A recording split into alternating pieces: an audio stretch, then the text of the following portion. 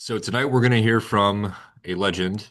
Dr. Helen Caldicott is the founder of Physicians for Social Responsibility and a major force behind the nuclear freeze movement and the movements against nuclear weapons to follow. She's zooming in from Australia. We're really pleased to have her with us. Um, and Helen, I'm just going to hand it to you to take it away. So, um, tell the people about yourself and the movement and Okay, okay. get into So, spill. Sean, you wanted me to talk about the founding Physicians for Social Responsibility. So, here's the history. Um, there was a referendum in the city of Cambridge in Boston against all things nuclear. And I think the council introduced it, and it was very contentious because Harvard, of course, uses lots of isotopes. MIT has a nuclear reactor on its grounds. And so a young doctor called Ira Helfand, who was working at Cambridge City Hospital, came to see me. I was at Harvard working in a cystic fibrosis clinic. And we talked about it. And I just written a book called Nuclear Madness, um, the dangers of nuclear power and the isotopes, etc. After I read a book called by Goffman and Tamplin, I can't think of the name, nuclear. Anyway, I can't think of it. And I thought, my God, nuclear power is so incredibly dangerous with all the waste and the isotopes, and many of which last for thousands of years, and no one knows where to put it. And so Ira and I were talking, and I turned to Ira and I said, Ira, this is a medical issue. Why don't we start a medical organization? Yes, he said, let's do that. So we found out that way back in the 60s, there was an organization called Physicians for Social Responsibility. Bernard Lown, Jack Geiger, others founded it, and they did the baby tooth study. They took teeth from children and analyzed them for isotopes from the nuclear testing, and that was quite powerful. Then they died. And there was a man called Richard Feinblum who was the past treasurer, and he said, look, I think it's still registered in the state of Massachusetts, the name. Then you don't have to go through all the arduous procedure to re-register. And so we started Physicians for Social Responsibility. And it happened that I put together a full-page ad in the New England Journal on the dangers of nuclear power, outlining all the dangers. And when it was published, 3 Mile Island melted down the day after. Serendipity. And from that, we had hundreds or thousands of physicians joining up, and we were operating out of a little broom cupboard in Harvard Square, and we had to move to a larger place. And so that really started Physicians for Social Responsibility. And it was really wonderful. And I, after that, traveled all around the country, not just doing public meetings, but doing grand rounds everywhere and presenting the dangers of both nuclear power and nuclear war. And we started having symposia on the medical consequences of nuclear war, which were very powerful. And we had one in Los Angeles, and it was crowded. Meanwhile, yeah, that's right. And I gave the final address, and a woman came up to me afterwards and said, I'd like to work for you. And she was Pat Kingsley, who was an agent, was an agent for all the film stars, Tom Cruise, Lily Tomlin, Sally Field, you name it. And I said, well, I can't afford you. And she said, well, I'll do it for free. And it was wonderful because, as Jefferson said, an informed democracy will behave in a responsible fashion. It was clear that America was not informed about the dangers of either nuclear power or nuclear war. So, I mean, she got me in the pages of Women's Home Journal, Vogue, Life, on television, Phil Donahue, you name it, Merv Griffin, everywhere. And so I started educating the American people about the dangers, mostly about nuclear war, but yeah. And because the media is ubiquitous and millions of people watched it, and doing this, and I taught the people in social PSR in all the chapters how to do media, how to write letters to the editor, and how to be on television and radio. And so we expanded exponentially around the country and educated people. From that came a film called The Day After. So powerful was that, about a bomb dropping on a city in the Midwest. So powerful was that millions of people watched it. And then I was asked to speak serendipitously at a meeting at the house of what's his name? That awful man who exhibited nudes and stuff. The magazine, what is it called? I can't think of it. Anyway, and there were a lot of film stars there, lots. And I walked in to address him, and Paul Newman kissed my hand, and I nearly dropped at his feet. And I gave my talk, and I think Chris Christopherson fell into my arms weeping. And a tall girl with long black hair came up to me and said, "I think you're the only person on earth who can change my father's mind." And that was Patty Davis, Reagan's daughter.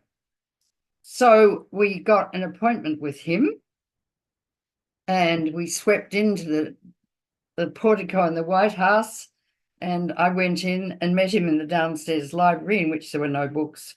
And I had longer time alone with him than any other person had ever had. He was a sweet old guy. He wasn't very knowledgeable. He read to me from the Reader's Digest. I'd just written Missile Envy about nuclear war, and I was full of facts and figures, pouring them out. And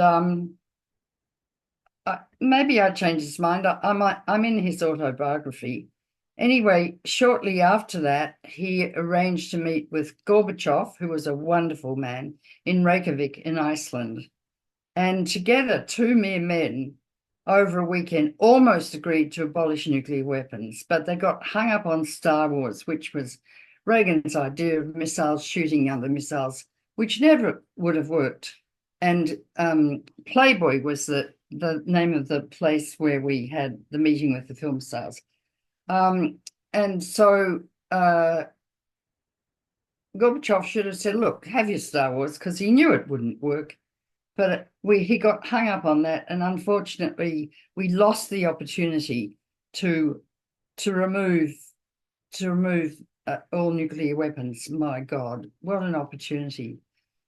And PSR just grew from strength to strength.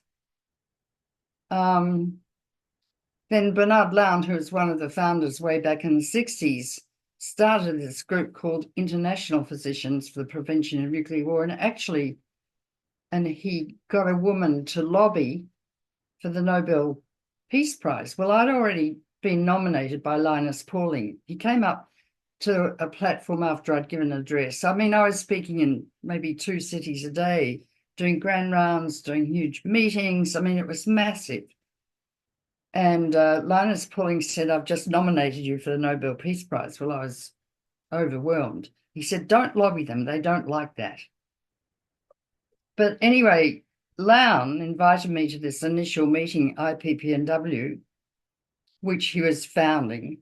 And then he sent Jim Muller, who is another wonderful doctor, a cardiologist, to the Harvard Club to take me out to lunch and tell me I was no longer appropriate to be part of this organization.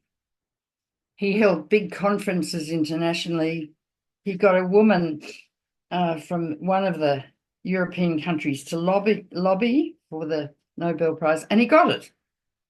So I got a form letter asking me to come to the to the ceremony, and the men turned up. I wasn't there, and they got the prize, and I basically did the work, because I also traveled around Europe early on with a wonderful woman called Claire Ryle, whose father was Professor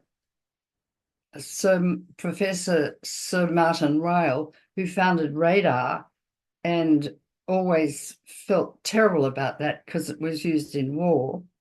And And Claire and I staggered around the Europe, staying in little hotels and attics, starting physicians' groups in countries all over Europe. That was the so we started that, and then I'd already been to Japan, I'd been to Canada, and starting these groups all over the place. So it was a bit of a knockout blow for the Nobel Committee, but I suppose it didn't matter because in the long run we were so powerful. You know, we had that march in New York where 1 million people turned up, and I had 3 minutes to address this huge crowd. And I thought, what am I going to say? So I dropped the bomb on them, vaporized them, melted them, burnt them. And that was the quote in the New York Times that week. Anyway, it was very, very powerful. Um, Darling Gorbachev, he really worked hard. He's dead now. He wants on his grave, I tried. And I want on my grave, I tried too. But uh, I think it sticks in my craw a bit that these blokes who didn't do the work, you know, got the prize. But never mind. I mean, that's past history now. But the most important thing was PSR, and it really has been extremely powerful, still ongoing, but necessarily needs to be boosted because I mean, we could have a nuclear war tomorrow. The weapons are on hair trigger alert. The president gets a 3 minute decision time whether to launch because he needs to launch as the radars see the weapons coming from Russia.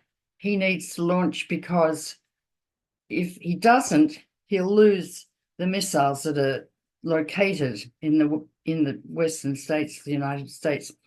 A man walks behind him at all times carrying what's called the football, and there are 2 men in each missile silos in America, uh, each with a pistol, one to shoot the other if one shows signs of deviant behavior. I mean, the whole thing's madness. How we're still here, I don't know. I look at my garden, my glorious garden, all the roses are coming out, and this wonderful, wonderful earth with evolution and the most beautiful species, and us, the most intelligent of the species, threatening to destroy the planet. I mean, we haven't finished our work. PSR hasn't finished its work. It's practicing global preventive medicine, and we need to be on television all over the country describing to the American people what would happen if there was a nuclear war. Dr. Helen Caldicott, any final words of encouragement for our little movement Yeah, in the I Pacific think Northwest? that for all of us physicians, go back to the Hippocratic Oath and practice not just individual medicine, but global preventive medicine. If we are to survive, it's kind of on our shoulders as physicians who revere life and the life process that we learnt that in medical school. So wonderful, so wonderful, such an honor to be a physician. And we have to continue our work now globally. And I send my love and encouragement to every one of you. Thank you so much. Virtual round of applause, different things. Um, Thank you so much, Thank you Helen. so much, Sean. Thank you.